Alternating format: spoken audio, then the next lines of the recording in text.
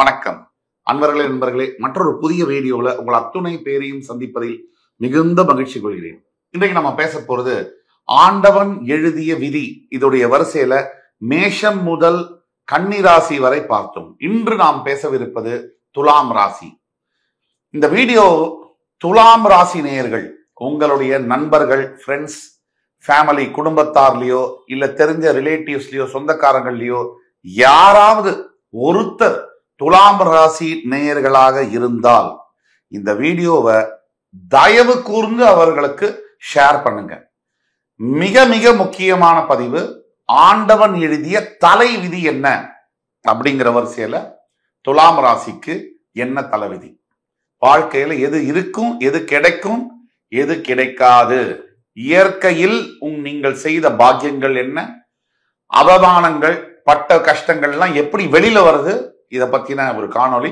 இந்த வீடியோவை முழுசா பாருங்க, லைக் பண்ணி கமெண்ட் பண்ணி மறக்காம சப்ஸ்கிரைப் பண்ணுங்க. இன்னொரு முக்கியமான விஷயம், இந்த வீடியோவை எப்படி தொகுத்து வழங்க போறோம் அப்படின்னா, புல்லட் பாயிண்ட்ஸ்ல குணாதிசயங்கள் என்ன, துலாம் ராசி நேயர்களுடைய கேரக்டர்ஸ் இது என்ன, கேரக்டரிஸ்டிக்ஸ் இது என்ன, அடுத்தது ஆண்டவன் எழுதிய விதி என்ன, ஒவ்வொரு ராசிக்கும் ஒவ்வொரு தலை விதி உண்டு. உங்களுடைய தலை விதி என்ன, அடுத்தபடியாக வாட் யூ கேன் எக்ஸ்பெக்ட், நீங்கள் எதை எதிர்பார்க்கலாம், அது ரொம்ப தெளிவா சொல்ல போறோம். அதற்கு அடுத்தது ரெமெடிஸ், தீர்வுகள் என்ன. இந்த 4 பகுதிகளாக இந்த காணொளி என்பது நாங்கள் வகுத்து தரவிருக்கிறோம். முதலாவதாக குணாதிசயங்கள். துலாம் ராசி, சனி பகவான் உச்சம் பெற்று சுக்கிர பகவான் மூலத்திரியோடம் அடைகின்ற துலாம் ராசி. இந்த துலாம் ராசியில பாத்தீங்கன்னு சொன்னா ரொம்ப அருமையான ஒரு ராசி. பல வகைகள்ல தர்மம் மீறாமல், தர்மம் என்பது மிக மிக முக்கியம். 12 ராசிகளும் ஆண்டவனுக்கு உட்பட்ட கிரகங்கள் அமைக்கக்கூடியது. இந்த கிரகங்கள் 9 கிரகங்கள் 12 ராசிகள்ல எப்படி உட்காருது, 27 நட்சத்திரங்களை எப்படி உள்வாங்கிறது, இதுதான் ஜோதிடம். ஜோதி அகம் என்பது ஜோதி இடமா மாறுது. ஜோதி அகம்னா, அகம் என்பது அறிவை குறிப்பதாகும், அகத்தை குறிப்பதாகும், புத்தியை குறிப்பதாகும். ஜோதினா ஆத்மா. சோ இந்த துலாம் ராசி 7ஆம் வீடு மிக மிக மிக சிறப்பான வீடு. வயிற்று பகுதி, அடி வயிற்று பகுதியை குறிக்கக்கூடியதுதான் துலாம் ராசி. ஒரு உடல் எடுத்தீங்கன்னா அடி வயிற்று பகுதியை குறிக்கக்கூடியது துலாம் ராசி. இந்த அடி வயிற்று பகுதி எவ்வளவு முக்கியமானது. ஒரு சாப்பாடு எது சாப்பிட்டாலும் ஜீரணம் எங்க, அடி வயிற்று பகுதி. இந்த ஜீரண சக்தி இல்லைன்னு சொன்னா எல்லாமே இல்லை. அடி வயிற்று பகுதியில் எத்தனை முக்கிய உறுப்புகள் இருக்கு, அதை குறிக்கக்கூடிய துலாம் ராசி. இன்னொரு பிராக்டிகலா பார்த்தோம்னா, துலாம் ராசி நேயர்களுக்கு தர்மம் மாறாமல் இருக்கக்கூடிய குணம் உண்டு. இது எப்படி சொல்றோம், சனீஸ்வர பகவான் தர்மத்திற்கு காரகன். ஒரு மனிதர் பிறவி எடுத்து செய்யக்கூடிய நல்லது கெட்டதை எல்லாம் அளந்து ஆராய்ந்து அவரவர் தர்மத்திற்கேற்ப அவருக்கு பலனை கொடுக்கக்கூடியவர் தான் சனி பகவான். ஒரு எடுத்துக்காட்டுக்கு கடகம், சிம்மம் இந்த ராசிகளுக்கு கூட சனீஸ்வரன் நல்லதை செய்வார். எப்பொழுது செய்வார், ஒருவேளை நீங்கள் கடகத்திலோ சிம்மத்திலோ ராசி, நீங்க தர்மத்தை கடைபிடித்து வந்திருக்கிறீர்கள் அப்படின்னா சனீஸ்வரன் 7.5 சனியாக இருந்தாலும் அஷ்டம சனியாக இருந்தாலும் கோடிகளை உங்களுக்கு கொட்டி கொடுப்பார். பதவிகளில் உங்களை அமர்த்தி அழகு பார்ப்பார்.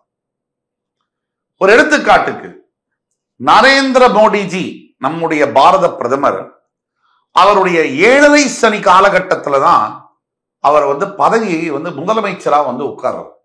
7.5 சனி காலகட்டங்கள்ல பிரதமர் ஆறார். இது எப்படிங்க, இது 7.5 சனி ஒருத்தருக்கு இருக்கும்பொழுது அவர் பிரதமராகவோ முதலமைச்சராகவோ ஒரு சாதாரண விளிம்பி நிலையில் இருக்கக்கூடிய ஒரு மனிதர். அவர் அப்பா அரசியல்வாதி அல்ல. இப்படி பல எந்த பின்புலமும் இல்லாமல், பணபலம் இல்லாமல் ஒருவர் வரக்கூடுமா, முடியுமா? இது நடைமுறையில உள்ள ஒரு எக்ஸாம்பிள் உங்களுக்கு சொல்லி காமிங்க. அடுத்தது துலாம் ராசி என்பவர்களுடைய குணாதிசயத்துல ரொம்ப முக்கியமான குணாதிசயம் உழைப்பு, கடின உழைப்பு. உலகம் உருண்டு விரண்டு போனாலும் சரி, எது இருந்தாலும் இல்லேனாலும், மழை கொட்டினாலும், சுளீர்னு வெயில் 42 டிகிரியில் அடிச்சாலும் உழைப்பு உழைப்பு, இது இவர்களுடைய தாரக மந்திரம். உடம்பு சரியில்லைன்னா கூட வீட்டில் இருக்கக்கூடிய துலாம் ராசி என்பர்கள் வேலைக்கு செல்வார்கள், கடுமையா உழைப்பாங்க, தன் உடல் சக்திக்கு மீறி உழைப்பை வெளிப்படுத்துவார்கள். இந்த உழைப்பு. மூன்றாவது குணாதிசயம் துலாம் ராசி என்பர்களுக்கு ஆசைப்படுவது, அத்தனைக்கும் ஆசைப்படுவது துலாம் ராசி என்பர்கள். ஆசைப்படணும் sir. Desire is the drive to success. ஒரு மனிதன் ஆசை இல்லாத மனிதன். முதலில் வருவது ஆசை. பெரிய பெரிய லட்சியங்கள்லாம் கூட முதல்ல குழந்தையா பிறக்கும் போது அது ஆசையா தான் பிறக்கும். அந்த குழந்தையா பிறந்த ஆசை வருடங்களாக உருமாறி லட்சியங்களாக மாறுகின்றன, பின்பு சாதனை படைக்கின்றன. அப்படிப்பட்ட ஆசையை கொடுப்பது துலாம் ராசி நண்பர்கள். அத்தனைக்கும் ஆசைப்படுவார்கள். கலை மேல, என்டர்டெயின்மெண்ட் கலைகள் மேல அவ்வளவு ஆர்வம் இருக்கும். நாட்டியம், பாடல் கலை, இசைக்கலை, வேற என்ன, பாக்ஸிங், வர்மக்கலை, எந்த கலை மேலும் அவர்களுக்கு மிகுந்த ஆர்வம் இருக்கும். அடுத்தவர்களை கவர வேண்டும், அட்ராக்ட் செய்ய வேண்டும் என்ற எண்ணம் இருக்கும். எளிதில் காதல் வயப்படக்கூடியவர்கள் துலாம் ராசி நேயர்கள். இதெல்லாம் ஒரு பக்கம். இப்ப துலாம் ராசிக்கு முக்கியமான இன்னொரு குணாதிசயம் இருக்கு, செலவு செய்யக்கூடிய குணாதிசயம். தன் வரம்புக்கு மீறி செலவு செய்யக்கூடிய ஒரு குணாதிசயம் என்பதும் துலாம் ராசி நேயர்களுக்கு இருக்கிறது. வரம்புக்கு மீறினா என்ன? பணம் இல்லாத செலவு ஒருத்தர் பண்ண முடியாது, பணம் இருந்தா தான் செலவு பண்ண முடியும். ஆனா எதற்காக வைத்த பணம் அது? 50,000 சம்பாதிக்கிறேன், வீட்டு வாடகை கொடுக்கணும், எலக்ட்ரிசிட்டி பில்லு கட்டணும், வேலைக்காரமாக சம்பளம் கொடுக்கணும், பசங்களுக்கு ஸ்கூல் ஃபீஸ் கட்டணும், மளிகை சாமான் வாங்கணும். இதெல்லாம் முக்கிய செலவுகள், அத்தியாவசிய தேவைகள். இதெல்லாம் இருக்கும் போது துலாம் ராசி நேர்களை பார்த்தீங்கன்னா சிரிப்பு சிரிப்பா வரும். கடையில போய் 3000 ரூபாய்க்கு லூயி பிலிப் ஷர்ட் வாங்கிட்டு இருப்பாங்க. என் பொண்டாட்டி கதறுவாங்க, ஏயா உன்னைய நம்பி 2 பிள்ளைய வேற பெற்று வச்சிருக்கேன், நீ இந்த வயசுல லூயி பிலிப் ஷர்ட்டை போய் வாங்கிட்டு இருக்கியே. சரி, நீ 30 லட்சம் சம்பாதிக்கிற, இந்த மாதிரி செலவழிக்கிறன்னா பரவாயில்ல, அட்லீஸ்ட் 3 லட்சம் சம்பாதிக்கிறனா பரவாயில்ல. நடுத்தர வர்க்கத்துல நம்முடைய வருமானத்திற்கேற்ப நம்ம செலவு செய்ய வேண்டும் அப்படிங்கிறதுல கொஞ்சம் துலாம் ராசினியர்கள் அனுபவிக்க ஆசைப்படுவதனால் திசை மாறுவா கூட வாய்ப்புகள் என்பது இருக்கு. ஆக அடுத்தபடியாக ஆண்டவன் எழுதிய விதி என்ன உங்களுக்கு? முதலாவதான விதி கல்வியை பத்தி பார்ப்போம். பெரும்பாலான துலாம் ராசி நேயர்களுக்கு இப்போ கன்னி ராசியில ஆரம்பிக்கக்கூடிய உத்தர நட்சத்திரம் 2, 3, 4 பாதங்கள், அஸ்த நட்சத்திரம் 1, 2, 3, 4 பாதங்கள் முடிய சித்திரை நட்சத்திரம் உடைப்பட்ட நட்சத்திரமாக 1 மற்றும் 2 பாதங்கள் கன்னிராசியில முடியுது. அப்ப துலாம் ராசியில சித்திரை 3ஆம் பாதத்திலிருந்து நட்சத்திரங்கள் தொடங்குகின்றன. சித்திரை 3, 4 பாதங்கள், மறுபடி சுவாதி ராகுவுடைய நட்சத்திரமான அது 3, 2, 3, 4 பாதங்களும் பதிய, சுவாதிக்கு அப்புறமா விசாக நட்சத்திரம் 1, 2, 3 பாதங்கள், அதாவது 9 பாதங்கள் கரெக்டா தொடக்கும். அப்போ சித்திரை உடைப்பட்ட நட்சத்திரம், மறுபடி சுவாதி 4 பாதங்களும் துலாம் ராசியில் சுக்கிரனுடைய வீட்டில். சுக்கிரனுடைய வீட்டில் யாரெல்லாம் வராங்க? செவ்வாய், சித்திரை நட்சத்திரம், சுவாதி ராகுவுடைய நட்சத்திரம், விசாகம் குரு பகவானுடைய நட்சத்திரம். இதுல ரொம்ப முக்கியமான ஒரு பாயிண்ட் இருக்கு. உங்களுடைய தலைவிதியில குரு பகவானுடைய விசாக நட்சத்திரம் 1, 2, 3 பாதங்கள் வந்தாலும் கூட குரு பகவான் உங்களுக்கு விரோதி கிரகம், உபஜயஸ்தானம் 6ஆம் இடம், கொடிய விரோதியாக உங்களுக்கு குரு பகவான் ருணரோகஸ்தானத்திற்கு அதிபதியாக வருகிறார். ஆக அவருடைய நட்சத்திரமான 3 நட்சத்திரங்களும் உங்களுடைய ராசியில் பதிந்தாலும் கூட அதிலே 1ஆம் பாதம் மற்றும் 3ஆம் பாதத்தில் பிறக்கக்கூடியவர்கள் அதீத கல்வி திறனை பெறுகிறார்கள் என்பதே உண்மை. விசாக நட்சத்திரம் 2ஆம் பாதத்தில் பிறக்கக்கூடியவர்களுடைய தலைவிதியில கல்வி மறுக்கப்படுகிறது. இளம் வயதிலேயே பெரும்பாலான விசாக 2ஆம் பாதத்தில் பிறந்தவர்களுக்கு கல்வி என்பது தடுக்கப்படுகிறது. ஏதோ ஒரு வகையில தான் படித்ததை நினைத்ததை படிக்க முடியாமலோ, நான் நினைத்த இடத்தில் எனக்கு சீட்டு கிடைக்காம படிக்க முடியாமலோ போகிறது.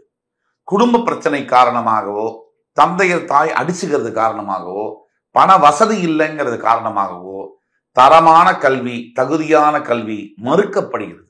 இது ஒண்ணு, தலைவிதி நம்பர் 1. இதுல சித்திர நட்சத்திரம் உள்ள வருது. சித்திரை 3-4 பாதங்கள்ல வரவங்க திசை மாறுது. கல்வியுடைய பயணத்துல ஏதோ பண்ண போய் படிச்சது ஒண்ணு, வேலை பார்க்கறது ஒண்ணு, இப்படியாக திசை மாறுது என்பது தலைவிதி. இதுல சுவாதி நட்சத்திரம் 1, 2, 3, 4 பாதங்கள்ல பிறக்கவர்களுக்கு பயோடெக்னாலஜி மற்றும் மருத்துவத்துறையில் படிப்பதற்கான வாய்ப்புகள் கிடைக்கிறது.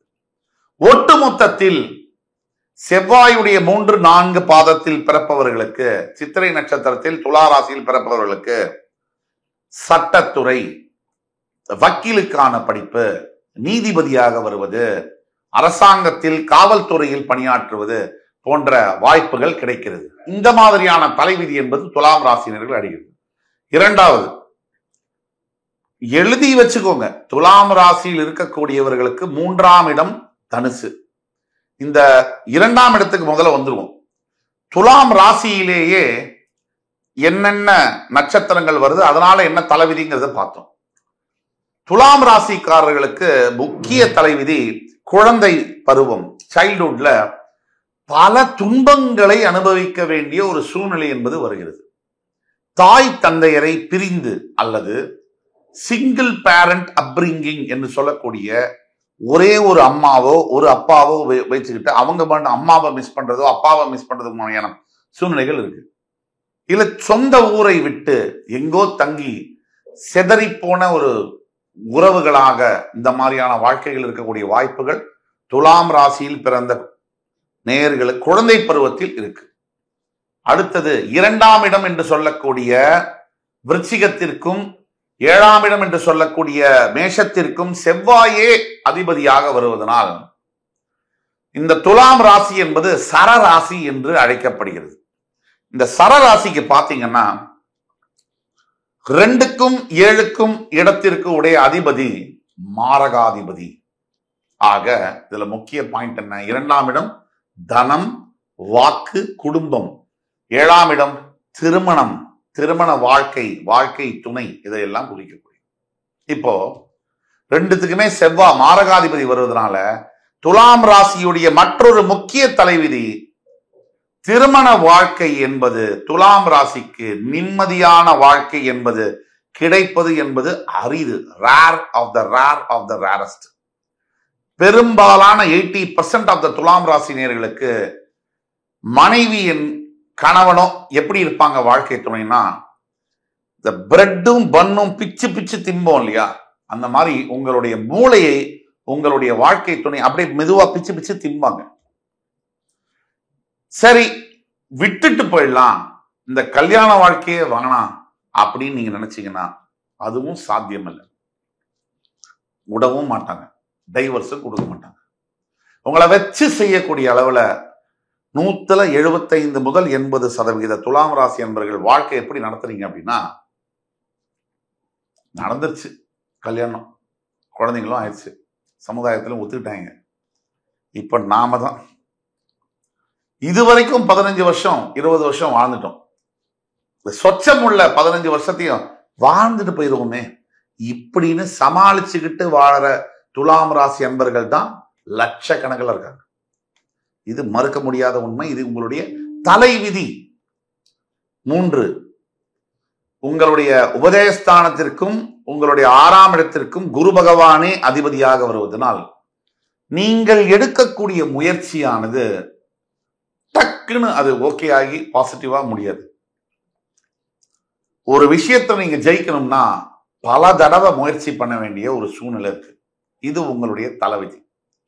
மற்றவங்களாம் ஒரு தடவை முயற்சி பண்ணக்கூடிய ஒரு விஷயம் நீங்க 10 தடவை பண்ணாதான் உங்களுக்கு கிடைக்கிற மாதிரியான அமைப்புல இருக்கு.